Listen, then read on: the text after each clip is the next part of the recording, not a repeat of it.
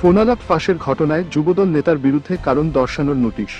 সম্প্রতি জামালপুরের বকশীগঞ্জ উপজেলার যুবদলের সদস্য সচিব ও উপজেলার যুবদলের যুগ্ম আহ্বায়ক মাহবুবর আলম লাভলুর একটি ফোনালাপ ফাঁস হয়। ফোনালাপে তাকে যুব মহিলা লীগের সভাপতি ও সাবেক ভাইস চেয়ারম্যান জহুরা বেগমকে মামলার চার্জশিট থেকে নাম কেটে দেওয়ার অনুরোধ জানাতে শোনা যায়। এর প্রেক্ষিতে যুবদল কেন্দ্রীয় নির্বাহী কমিটির সভাপতি আব্দুল মনোয়ার মুন্না ও সাধারণ সম্পাদক মোহাম্মদ নুরুল ইসলাম নয়ন লাভলুর বিরুদ্ধে কারণ দর্শানোর নোটিশ জারি করেছেন। নোটিশে উল্লেখ করা হয়, গুরুত্বপূর্ণ সাংগঠনিক দায়িত্বে থেকেও নিয়মবহির্ভূত কার্যক্রমে যুক্ত হওয়া সংগঠনের নীতিবিরুদ্ধ এমতাবস্থায় কেন তার বিরুদ্ধে সাংগঠনিক ব্যবস্থা নেওয়া হবে না তা আগামী 22 নভেম্বরের মধ্যে লিখিতভাবে জানাতে বলা হয়েছে।